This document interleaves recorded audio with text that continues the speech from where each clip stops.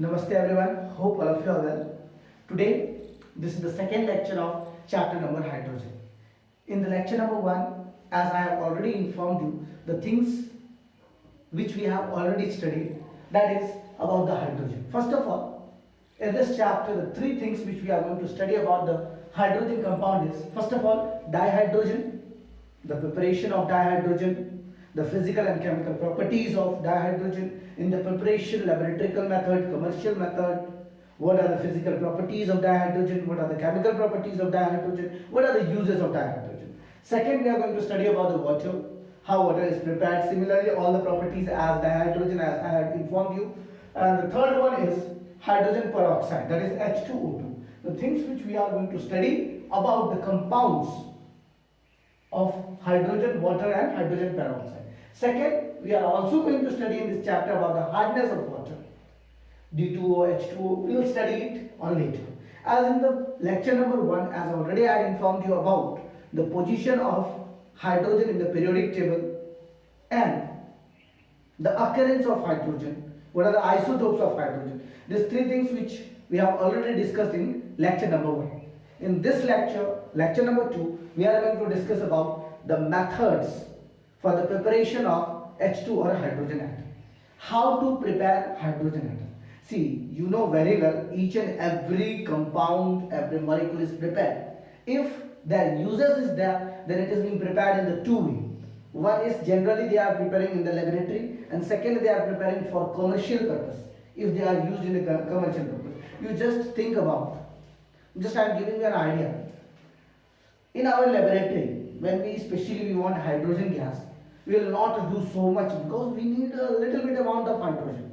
We do not require 1 ton or 1000 centimeter cube of hydrogen gases. There we require a little, that there should be a presence of hydrogen atom. So in the laboratory method, it's very easy and it's very, I think that all of you know that in the 10th standard also you have heard that when any metal reacts with any acid, they liberate hydrogen gases, right? Now question is, there you have studied only about that metal react with either hydrochloric acid or sulfuric acid or any other gases, means acids, then they liberate hydrogen gas. But question is that hydrogen gas confirmed that it is elaborating in the whatever the amount we want, that we can confirm it is not so much fast reaction, we can say that now, yeah, this is the presence of hydrogen gases? No. So there are some different. In this lecture, the special we are going to discuss about the methods of hydrogen preparation. First method, laboratory method. As already I told you that when any metal reacts with acid like hydrochloric acid or sulfuric acid, they liberates hydrogen gases. So here also I have written here zinc plus hydrochloric acid gives zinc chloride plus hydrogen atom. This hydrogen gases is elaborated, means it is going outside and it is being confirmed that this is hydrogen gas. Now you can ask me a question here, sir, why you have taken zinc metal on? Why not other metals? Dear students, as zinc is a less reactive element, so here it will give you the 100% confirmation that this is hydrogen gases. Other metals also you can take, but that metal will do a rapid reaction, very fast reaction. So in that it will be not be 100% confirmed that it is a hydrogen gas liberation or not. But as we take a zinc metal and when we do the reaction of zinc metal with hydrochloric acid, we get zinc chloride and hydrogen gases confirm, yeah, this gas is hydrogen gas which is liberated with the help of the reaction of zinc and hydrochloric acid. Second one is that you have heard about the metal and non-metal, that in non-metal means you can say that base is also being reacted with metal. So what happens? This is the only base which reacts with the metal. When the zinc reacts with sodium hydroxide, it gives you sodium zincate and hydrogen gas. So dear students, this is the laboratory method. If you are doing this experiment in your chemistry lab, then you have to use this method for the presence of hydrogen gases. Now second is commercial purpose. Commercial purpose means wherever the hydrogen gases are being used in the maximum amount, like thousands of cubic liter volumes, where that time how it will be confirmed that this is the preparation or this is the confirmation that hydrogen gas is on it. So second one is commercial method for the preparation of hydrogen gas, electrolysis of acidified water. Now you can ask me, sir, what is the meaning of acidified water? Dear students, whenever you are doing the electrolysis, what happens in the electrolysis, you know very well, that one atom goes to the cathode and another goes to the anode. So here, as when you do the electrolysis of water, it will gives hydrogen and oxygen gas. Generally, you study about that it gives H plus and OH minus ion, right? Generally, we study about that when electrolysis is done of water, it gives H plus and OH minus. Here, we are taking the two molecules of water, which gives hydrogen gas and oxygen gas. So here, the hydrogen gas confirms, yeah. If you want hydrogen gas, then you can separate hydrogen with the help of electrolysis of water. Second is same process, electrolysis, but not of the water. We are doing barium hydroxide. Very, very important. This is the main method by which you are using to separate hydrogen gases. So barium hydroxide, when you do the electrolysis of barium hydroxide in the presence of nickel electrodes, so what will happen? You will get the hydrogen gas. That hydrogen gas is 99.5% pure. So whenever the question comes of purity, we have to use this method especially for the commercial purpose, that is when barium hydroxide is electrolyzed. When we are doing the electrolysis of barium hydroxide, we get hydrogen gases conformation, and that hydrogen is 99.5%. Now question is about the third method. Is there any other method also by which you can do the preparation of hydrogen? Yes. Have you heard about the brine solution? When especially you put any salt into the water, and that salty water is called brine solution. Just suppose that sodium chloride is a salt, you have put sodium chloride into the water solution, and that solution is called brine solution. Here now in the brine solution, you know very well, you are doing electrolysis process. As you are doing the electrolysis process, you have to take one electrode and you have to take the two electrodes, one anode and another is cathode. Anode means, can you tell me? Cations, and cathode means anions.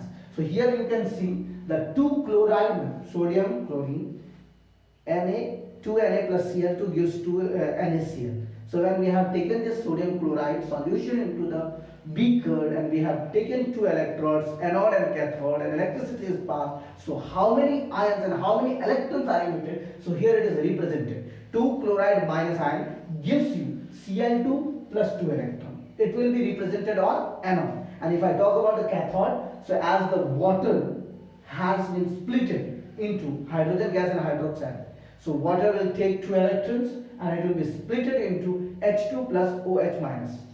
As you can see here, if you write total reaction of the sodium chloride, so 2Na plus 2Cl minus, this is your main, 2Na plus and 2Cl minus. When you have taken this water, 2H2O plus 2 electrons, it will give you Cl2 gas, H2 gas, hydroxide gas, and this 2Na plus will give you 2Na plus. So as you have seen here, by using the brine solution also you can get hydrogen gas conformation.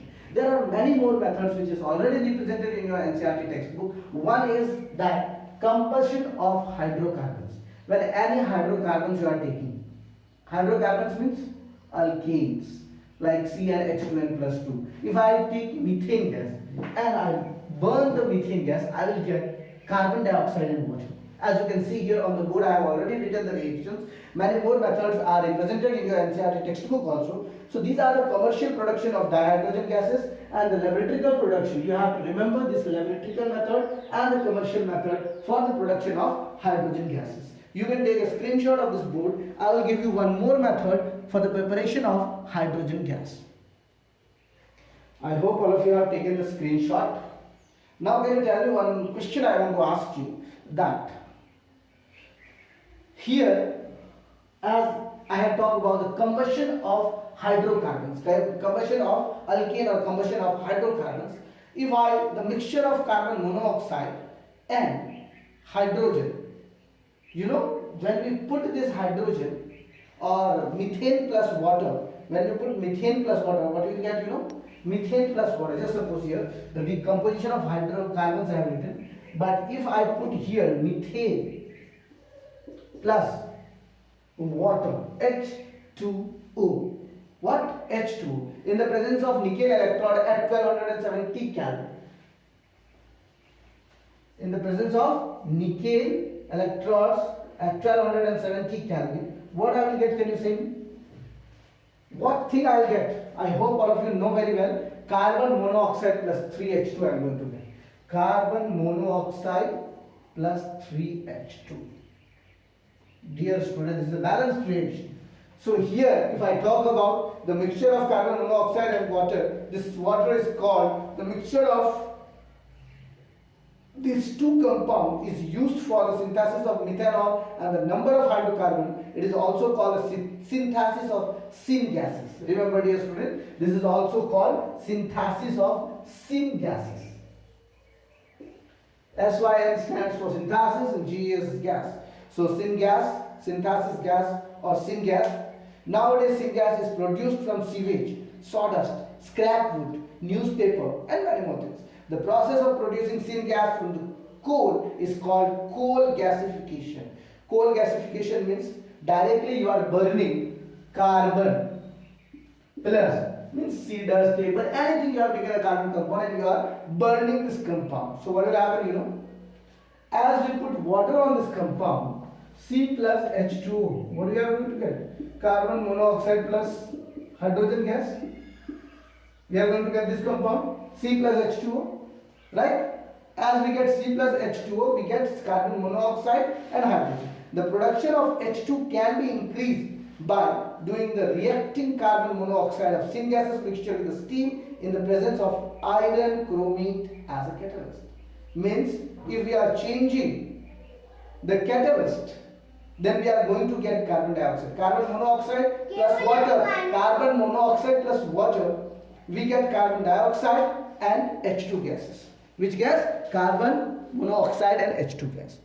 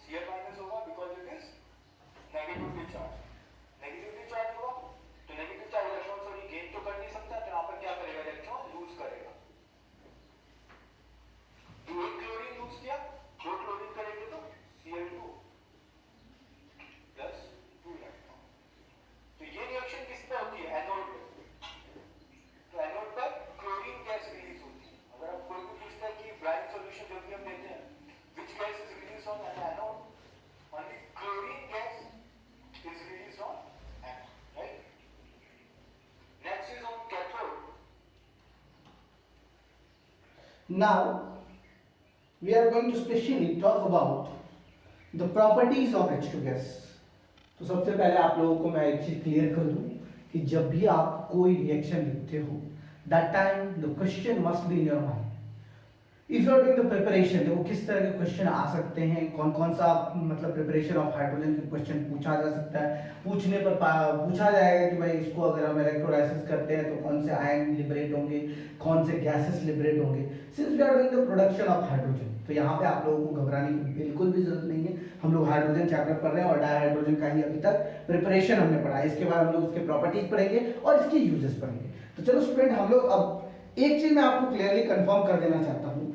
अगर आप carbon monoxide और water gas को 673 kelvin पर reaction करते हैं, carbon monoxide और water को 673 kelvin, कितना, कोई भी कैटेलिस्ट ले लीजिए, निकेल लेना है निकेल ले लीजिए. तो अगर मान लीजिए इस पर आप इसको करते हैं तो पता है आपको क्या बनेगा? ये कार्बन डाइऑक्साइड बनेगा और हाइड्रोजन गैस बनेगा. या हाइड्रोजन गैस लिबरेट होगा, जिससे आपको कंफर्म हो जाएगा कि ऐसे भी हम लोग हाइड्रोजन गैस का प्रिपरेशन कर सकते हैं, राइट. तो यहाँ पर ये रिएक्शन को हम लोग कहेंगे वाटर गैस शिफ्ट रिएक्शन. कौन सा बोलेंगे? Water gas shift reaction. Many times the question is very easy, but we do not understand. So this reaction is water gas shift reaction. Which reaction? Water gas shift reaction. Okay. Now carbon dioxide is removed by scrubbing with the sodium arsenide solution. अगर इसमें से हमें carbon dioxide को remove करना है तो हम लोग सोडियम आर्सेनाइड का सॉल्यूशन लेंगे, उसमें 77% of the industrial H2 gas is produced from the petrochemical and 18% from coal and 4% from electrolysis of aqueous solution and 1% from the other sources. अब यहाँ पर आपको क्वेश्चन है कि हाइड्रोजन गैस का प्रोडक्शन जो भी हमने लिखा है, चाहे इलेक्ट्रोलाइसिस मेथड लिखा है, पेट्रोकेमिकल मेथड्स लिखा है, या फिर इलेक्ट्रोलाइसिस से कार्बन से कितने परसेंट हम लोगों को हाइड्रोजन मिलता है। तो अगर आप लोगों के पास एनसीईआरटी है तो वहां पर क्लियरली लिखा हुआ है। अगर एनसीईआरटी नहीं है आप लोगों के पास, then you can write in your notebook 77%, कितना, approximately 77% from industrial hydrogen gas, मतलब approximately 77% industrial H2 gas is prepared from. अब पता है आपको यहाँ पर ये जो मैं लिख रहा हूँ ये कहाँ से प्रोड्यूस्ड होता है? Approximately 77% industrial H2 gas is produced from. अब कितना परसेंट कहाँ से प्रोड्यूस्ड होता है आपको क्वेश्चन पूछा जाएगा। सर यहाँ पर आपने तो बहुत सारे मेथड्स बता दिए प्रिपरेशन ऑफ हाइड्रोजन के लिए, कितना परसेंट और कितना परसेंट यूजेस होता है, तो मैं आपको बता देता हूँ। Presently 77% of the industrial H2 gas is produced from petrochemicals. कहां से? पेट्रोकेमिकल से, याद रखना ये वर्ड, पेट्रोकेमिकल से 77%, कितना, 77% पेट्रोकेमिकल से। दूसरा 18% जो है वो कोयला से, मतलब कोल, अप्रोक्सीमेटली 18% फ्रॉम कोल। उसके बाद 4%, कितना, 4% from electrolysis of aqueous solution, 4% electrolysis solution है, पानी का ही सॉल्यूशन करोगे ना, इलेक्ट्रोलाइसिस ऑफ एक्वस सॉल्यूशन।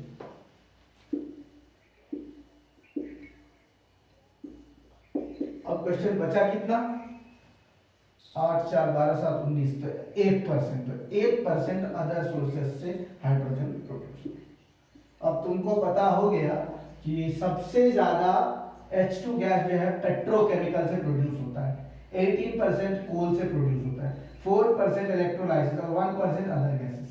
तो कोई पूछेगा, तुमको क्वेश्चन आ सकता है कि H2 गैस का प्रोडक्शन मैक्सिमम कहां से होता है, तो पेट्रोकेमिकल से। कहां से? पेट्रोकेमिकल से। अब हम लोग पढ़ेंगे प्रॉपर्टीज ऑफ हाइड्रोजन। उसके क्या क्या कितने तरह के प्रॉपर्टीज होते हैं? प्रॉपर्टीज ऑफ डाइहाइड्रोजन के बारे में हम लोग पढ़ेंगे। 2 तरह के प्रॉपर्टीज होते हैं, फिजिकल प्रॉपर्टीज और केमिकल प्रॉपर्टीज। तो सबसे पहले इसके फिजिकल प्रॉपर्टीज के बारे में हम लोग पढ़ेंगे। हाइड्रोजन एक कलरलेस गैस है, ऑर्डरलेस गैस है और टेस्टलेस। इसमें ना तो कोई स्वाद होता है, ना ही कोई टेस्ट होता है, ना ही कोई सुगंध होता है। ये कंबस्टिबल गैस है, ये एयर से भी ज्यादा हल्का होता है एंड इनसॉल्युबल इन वाटर, ये पानी के अंदर नहीं घुलता है। इसके जो फिजिकल प्रॉपर्टीज है वो डिट्रियम है, जो आप लोगों ने अपने एनसीईआरटी में टेबल 9.1 में देखा भी होगा। तो सबसे पहले क्या है फिजिकल प्रॉपर्टीज में हम लोग लिखेंगे फिजिकल प्रॉपर्टीज ऑफ H2 या dihydrogen. It is colourless, odourless, order मतलब होता है सुगंध, एंड टेस्टलेस। कैसा गैस है?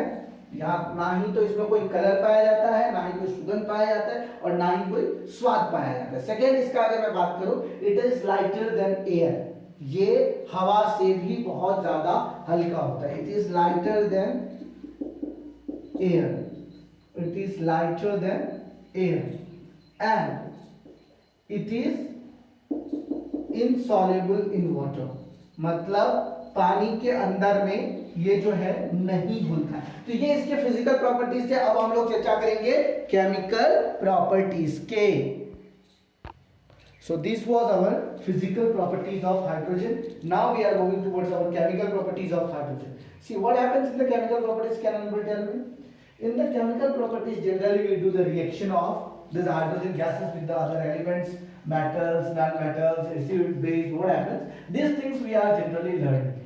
Just suppose if I talk about that you are doing the reactions of hydrogen with halide group. Halide group means halogen group. Group number 17. What you will get? Alkyl halides or hydrogen halides. Can you tell me? Chemical properties of hydrogen. This was the physical property, and I hope all of you can remember these things. It's very easy. Whenever you are doing any preparation, that time you should remember that we have to write the preparation method. After that, we have to write the physical properties, and then we have to write the chemical properties. So if I start with the chemical properties, then here generally, especially if I talk about the bond dissociation energy of H2. Right now we are studying about the dihydrogen, right? So dihydrogen H2.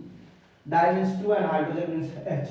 So there are 2 hydrogens. Now can you tell me, if we are going to break the H2 into HH, what the process called? Atomization enthalpy. I have informed you in the thermodynamics chapter, as I hope that you can remember. So here the chemical behavior of H2, the matter, any molecule is determined to a large extent by the bond dissociation enthalpy. The hydrogen-hydrogen bond dissociation enthalpy is the highest for a single bond between the 2 atoms of any element. Because of this factor, what is the factor? Inferences of any element. What inferences would you draw from this fact? It is because the factor, that is dissociation of hydrogen into atoms, is only 0.081%, around 22,000 Kelvin, which increases to 95.5% to 5,000 Kelvin. Also, it is a relatively inert gas at a room temperature due to the high hydrogen-hydrogen bonding time. So dear students, सबसे पहले आप लोगों को याद है, अभी हम लोगों को केमिकल प्रॉपर्टीज पढ़ना है. केमिकल प्रॉपर्टीज में मैं सबसे पहला प्रॉपर्टी तुमको यही बताया कि bond dissociation energy. Bond dissociation मतलब अगर तुम H2 को HH फॉर्म में तोड़ते हो, एक तो पहले बात ये तोड़ना इतना इजी नहीं है क्योंकि दोनों हाइड्रोजन के पास एक एक एटम है और दोनों ने एक एक एटम को शेयर करके हीलियम का कॉन्फ़िगरेशन गेन किया है. मतलब ये एक स्टेबल कंपाउंड है. अब ये स्टेबल कंपाउंड को हम दोनों हाइड्रोजन एटम्स में बॉन्ड डिसोसिएट कर रहे हैं, तो इसके लिए बहुत ही ज्यादा अमाउंट ऑफ एनर्जी लगेगा. That's called bond dissociation enthalpy, जिसमें तुमने अभी जस्ट सुना कि आखिर इसको टेंपरेचर कितना बढ़ाना पड़ेगा कि हम लोग इसको HH पार्ट में डिवाइड कर सके. Atomic hydrogen is produced at high temperature in an electric arc or under the ultraviolet radiation. Since its orbital is incomplete with 1s1 electronic configuration, it does not combine with almost all the elements. It compresses reactions by the loss of the only one electron to give hydrogen plus and gain of one electron to form H minus and sharing of electron from the single bond to form a covalent bond. The chemistry of dihydrogen can be given by the different reactions. So सबसे पहले देखो, जब भी कोई चीज पढ़ते हो तो उसको ध्यान से पढ़ना चाहिए हमें, और ध्यान से पढ़ोगे तो तुम्हें जाकर के पता चलेगा कि रिएक्शन कैसे कंप्लीट होता है. राइट. तो यहाँ पर तुमने पढ़ा कि सबसे पहले हाइड्रोजन को तुम ऐसे ही बॉन्ड डिसोसिएट नहीं कर सकते हो. बॉन्ड डिसोसिएशन करने के लिए या तो तुम्हें हाई टेम्परेचर ले जाना पड़ेगा या हाई अमाउंट ऑफ एनर्जी देना पड़ेगा. एनर्जी दोगे, हाई टेम्परेचर होगा, तब जाकर के हाइड्रोजन हाइड्रोजन दोनों डिसोसिएशन. अब आ जाओ हाइड्रोजन के रिएक्शन. सबसे पहला रिएक्शन रिएक्शंस विद हैलोजेंस. सबसे पहला रिएक्शंस विद हैलोजेंस. अब तुम्हें पता है कि अगर हम हैलोजन के साथ रिएक्शन करेंगे तो क्या बनेगा, बता सकते हो तुम? रिएक्शंस विद हैलोजेंस की बात करूं मैं तो हैलोजेंस मतलब क्या होगा? फ्लोरीन, क्लोरीन, ब्रोमीन, आयोडीन, ये सारे हैलोजन ग्रुप के हैं. ठीक है. अब अगर हम हाइड्रोजन को इस मॉलिक्यूल से रिएक्शन करते हैं, फ्लोरीन, क्लोरीन, ब्रोमीन, आयोडीन मतलब हैलोजेंस मॉलिक्यूल से, राइट. तो यहाँ पर ये X बराबर हमारे ये सब हो गए. तो यहाँ पर अगर मान लो हम लोग फ्लोरीन से या क्लोरीन से या X से हम लोग इसको रिएक्शन करते हैं, राइट. X मतलब ये जब भी होगा ये लोग भी मॉलिक्यूल फॉर्म में होंगे, तो क्या हो जाएगा? 2HX बनेगा. जहां पर X क्या है? फ्लोरीन है, क्लोरीन है, ब्रोमीन है. जैसे मान लो हाइड्रोजन को क्लोरीन से तुमने रिएक्शन किया तो क्या बनेगा? 2HCl. फ्लोरीन से किया तो क्या बनेगा? 2HF. ब्रोमीन से किया तो क्या बनेगा? 2HBr. आयोडीन से किया तो क्या बनेगा? 2HI. तो ये तो तुम समझ गए ना कि मतलब अगर हम हैलोजन के साथ इसको रिएक्शन करेंगे तो ये क्या बनेगा। While the reaction of fluorine occurs even in the dark with iodine, it requires a catalyst. तो सबसे पहले मेरे प्यारे बच्चों कि तुम्हें हमेशा याद रखना कि अगर इसको फ्लोरीन के साथ रिएक्शन करोगे तो ये अंधेरे में भी पाया जा सकता है हाइड्रोजन फ्लोराइड, क्योंकि तुम जानते हो कि फ्लोरीन सबसे ज्यादा इलेक्ट्रोनेगेटिव एलिमेंट है। और आयोडीन की बात करो तो तुम किसी भी कैटलिस्ट को प्रेजेंस लेकर के वो इजीली हो सकता है। अब दूसरा है रिएक्शंस विद डाई ऑक्सीजन, मतलब अगर डाई हाइड्रोजन को डाई ऑक्सीजन के साथ रिएक्शन करोगे तो सबसे पहले तो तुम्हें ये बता दो ये एक्सोथर्मिक रिएक्शन होगा। एक्सोथर्मिक रिएक्शन का मतलब हो गया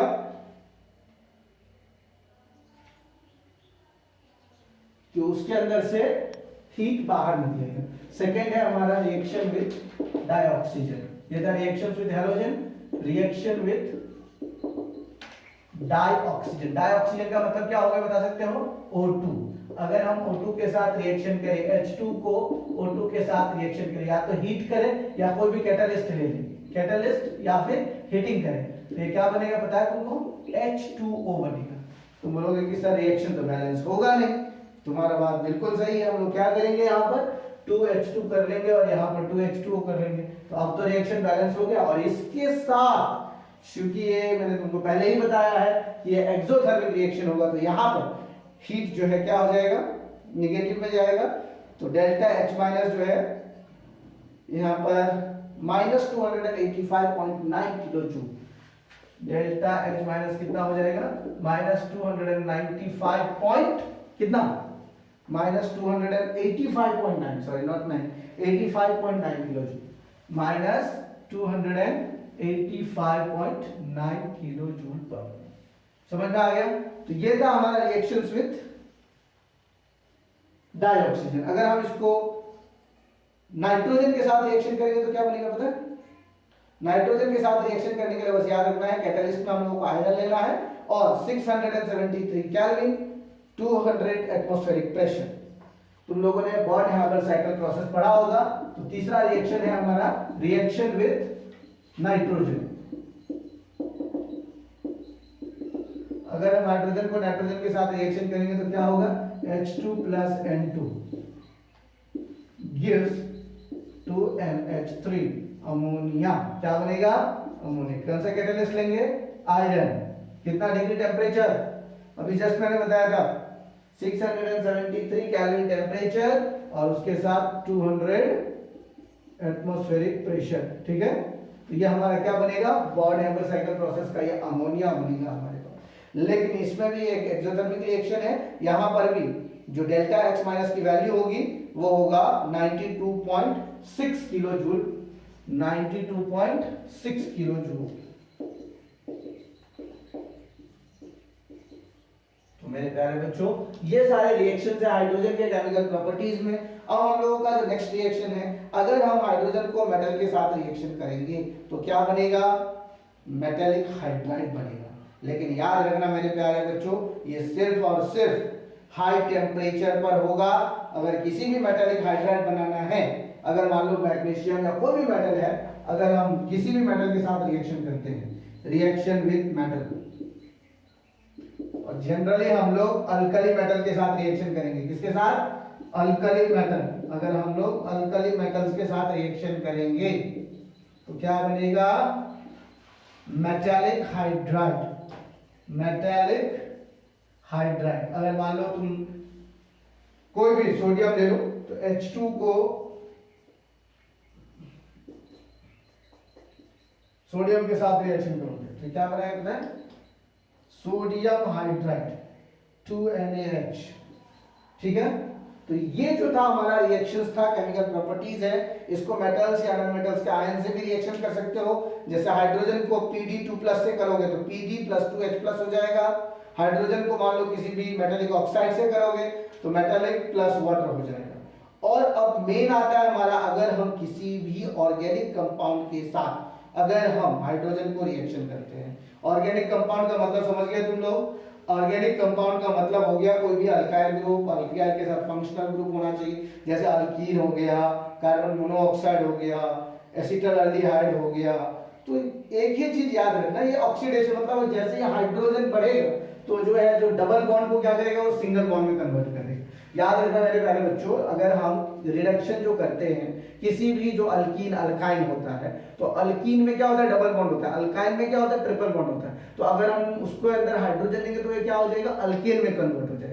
तो बस याद रखना है कि अगर कोई भी ऑर्गेनिक कंपाउंड अल्कीन या अल्काइन के अंदर हाइड्रोजन अगर रिएक्शन करेगा तो वो अल्कीन क्या बनाएगा, मतलब हाइड्रोजन बढ़ा देगा, चाहे वो अल्डिहाइड ग्रुप रहेगा या फिर ईथर ग्रुप रहेगा, एस्टर ग्रुप रहेगा, कोई भी ग्रुप रहेगा, वो हाइड्रोजन के नंबर्स को बढ़ा करके जो डबल बॉन्ड होगा उसको सिंगल बॉन्ड में कन्वर्ट कर देगा। तो ये सारे थे हमारे केमिकल प्रॉपर्टीज। अब हमारा लास्ट टॉपिक आता है यूजेस ऑफ हाइड्रोजन, डाइहाइड्रोजन। अब इसका यूज कहां पे होता है, तो क्वेश्चन है कि यूजेस ऑफ डाइहाइड्रोजन। ये सारे थे हमारे केमिकल प्रॉपर्टीज। अब लास्ट जो है इसका आज के लेक्चर में हम लोगों ने जो सीखा है वो था specially preparation of dihydrogen.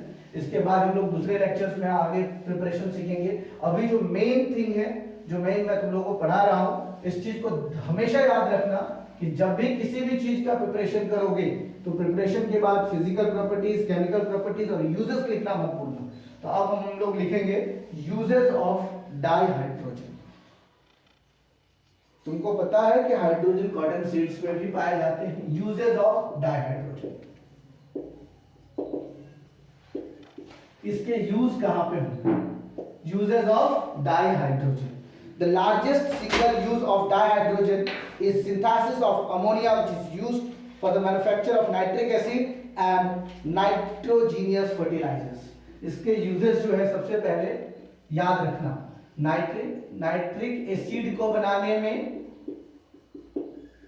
In nitric acid preparation, और दूसरा फर्टिलाइजर्स में,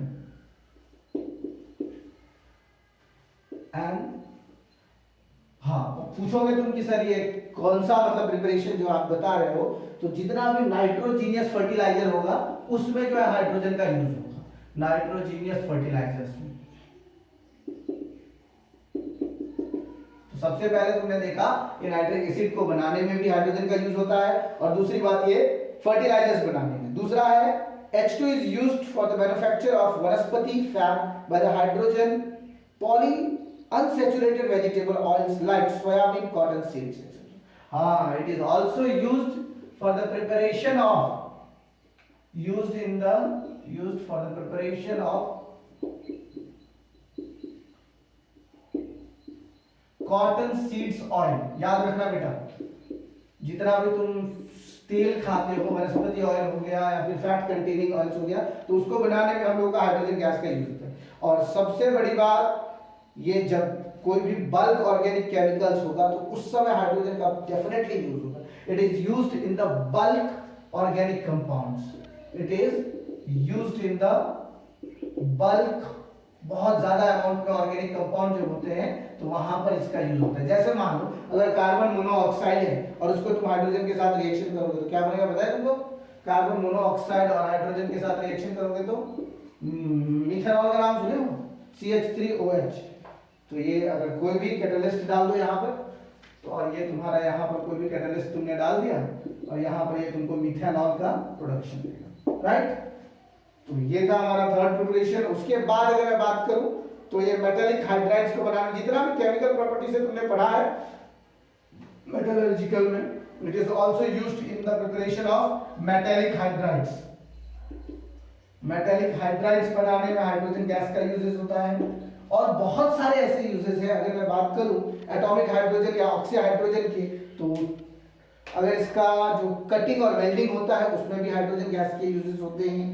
अगर मैं बात करूं स्पेस रिसर्च में तो उसमें भी, और सबसे बड़ा यूज इसका होता है हाइड्रोजन एज अ फ्यूल। याद रखना बच्चों, जो specially generating electrical energy, it has many advantages and conventional of fossil fuels and electric power. It does not produce any pollution and releases greater energy per unit mass or fuel in comparison to the gasoline of the other fuels. तो ये fuels बनाने में भी hydrogen gas का use होता है। तुमने देखा कि सबसे पहले हम लोगों ने कैसे कैसे प्रिपरेशन किया था हाइड्रोजन गैस का प्रिपरेशन, उसमें laboratorical method, commercial method commercial method में जो हम लोग 3-4 पढ़े थे उसको याद रखना है। उसके बाद फिजिकल प्रॉपर्टीज में जो टेस्ट के बारे में, कलर के बारे में और सॉल्युबिलिटी के बारे में। उसके बाद हम लोग केमिकल प्रॉपर्टीज में पढ़े reactions with halogen, reactions with oxygen, reactions with metals. और उसके बाद हम लोगों ने यूजेस में पढ़ा कि कहाँ-कहाँ इसका यूज होता है, जैसे स्पेस रिसर्च में यूज होगा, फॉसिल फ्यूल्स में या फिर हाइड्रोजन गैस का प्रोडक्शन में यूज होगा। उसके बाद फर्टिलाइजर्स बनाने में यूज होते हैं, वनस्पति ऑयल्स बनाने में यूज होते हैं और बहुत सारे ऐसी चीजें हैं जहाँ पर हाइड्रोजन का यूजेस होता है। तो तुम लोगों को इतना जरूर समझ में आ गया हो कि हाइड्रोजन गैस को प्रिपेयर कैसे करना है and what will be that uses. That's all for today. Thank you very much. If you have not like and subscribe my channel then don't forget to like and subscribe, share this video with your friends so they can be also benefited. Thank you very much.